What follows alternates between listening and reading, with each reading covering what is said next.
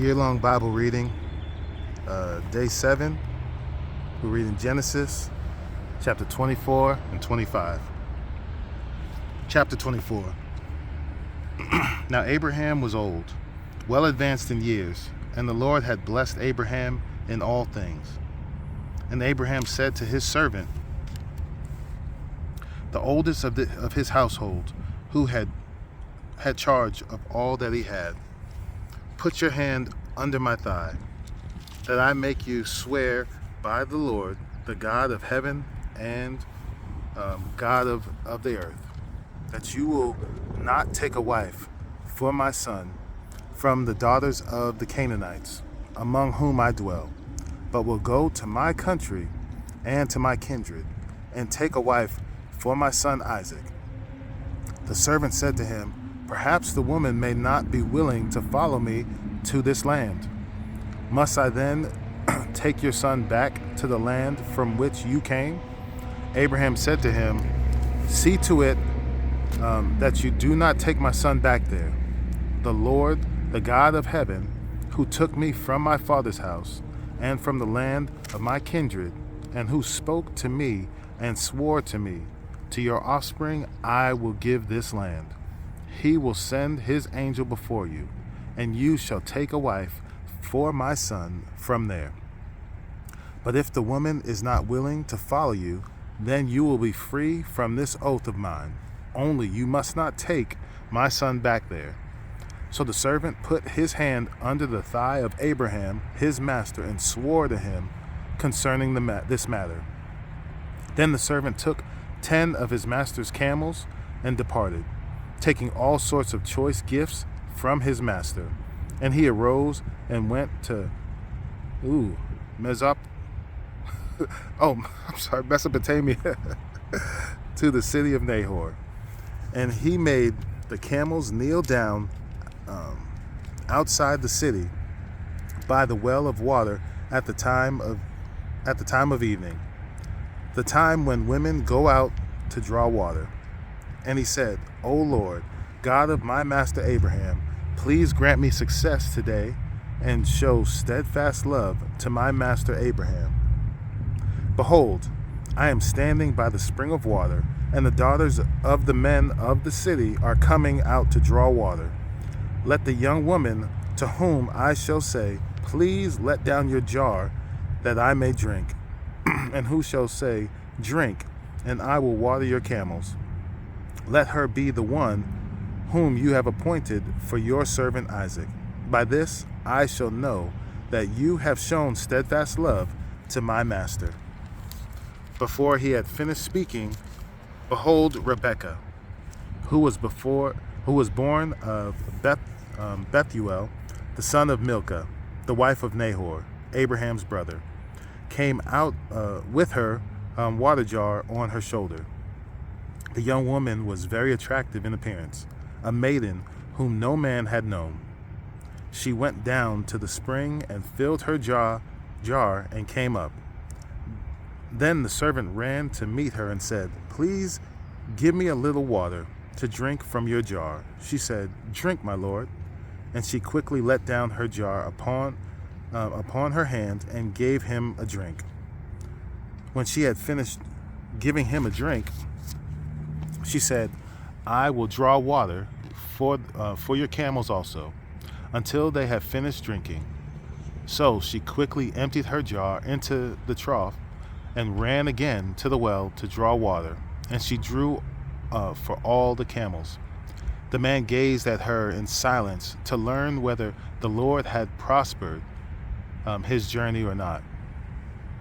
When the camels had finished drinking, the man took a gold ring weighing a half shekel and 2 bracelets for her arms weighing 10 gold shekels, and said, please tell me whose daughter you are. Is there room in your father's house for us to spend the night?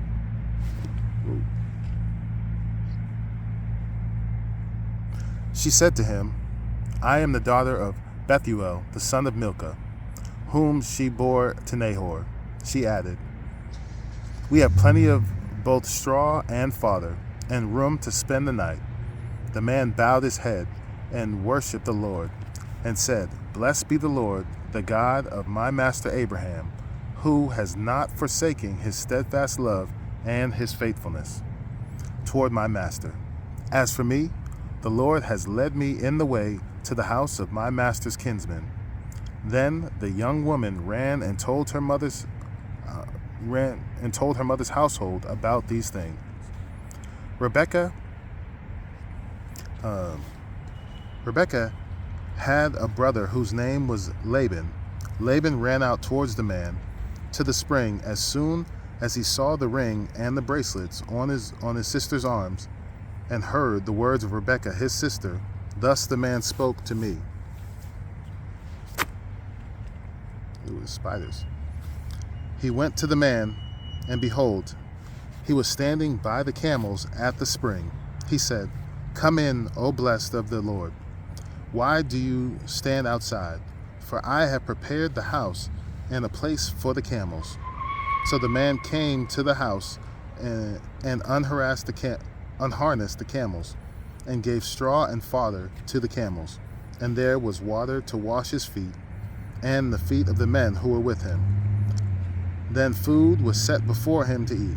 But he said, I will not eat until I have said what I have to say. He said, Speak on. So he said, I am Abraham's servant. The Lord has greatly blessed my master, and he has become great.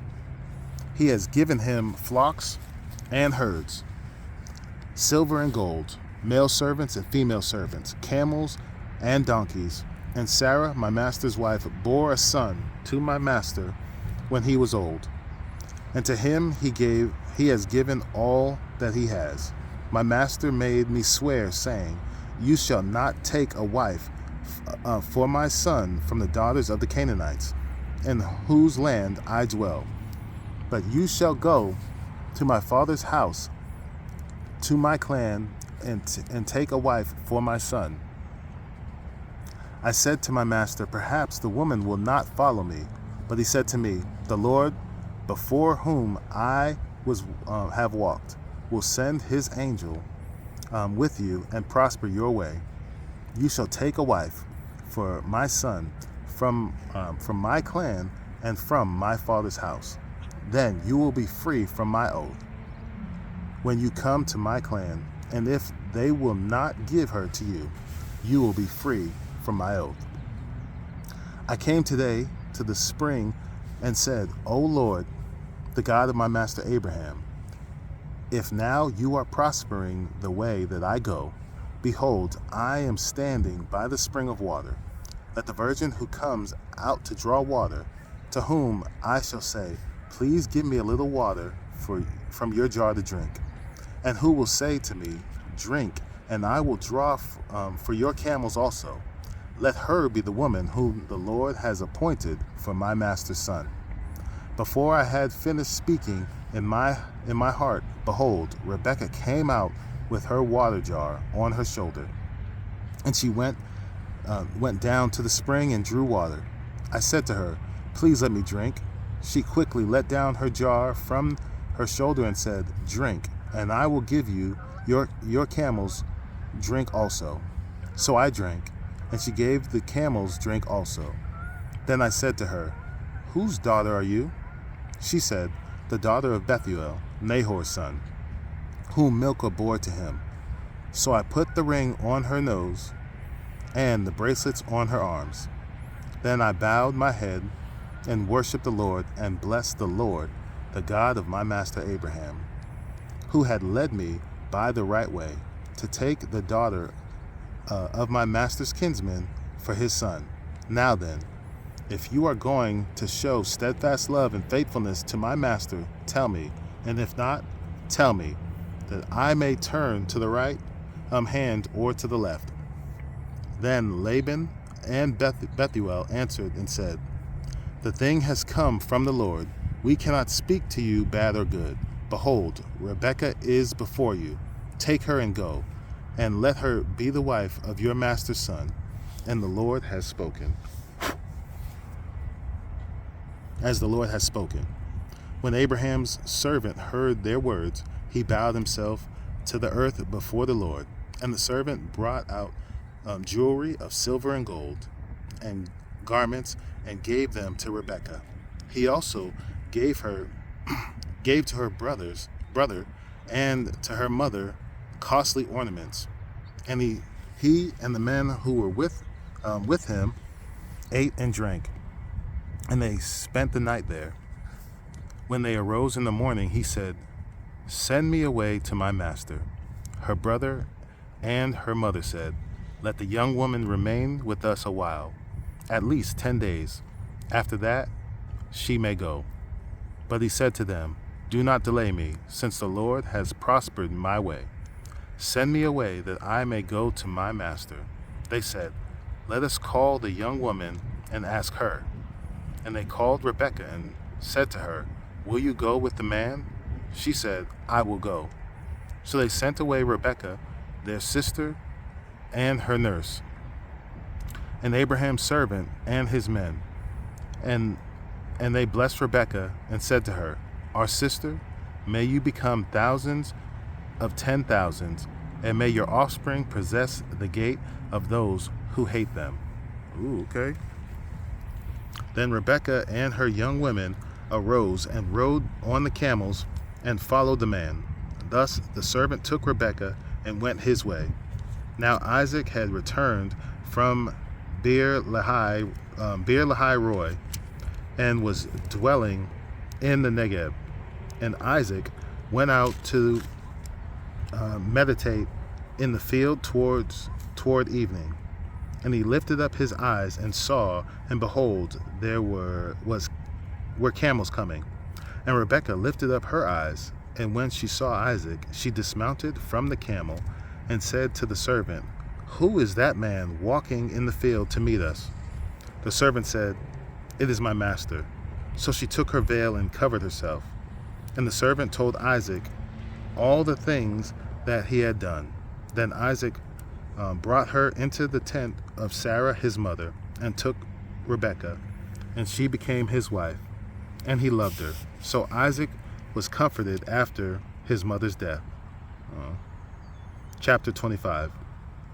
Abraham took another wife, whose name was Keturah. She bore him Zimran, Jokshan, Medan, Midian, Ishbak, and Shua. Jokshan fathered Sheba and Dedan. The sons of Dedan were Ashuram and Letushim, and Leumin. The sons of Midian were Ephah, Hanok, Abida, and Eldad. All these were the children of Keturah. Abraham gave all he had to Isaac, but to the sons of his concubines Abraham gave gifts, and while he was still living, he sent them away from his son Isaac, eastward to the east country. These are the days of the years of Abraham's life, 175 years. Abraham breathed his last and died in a good old age, an old man and full of years, and was gathered to his people.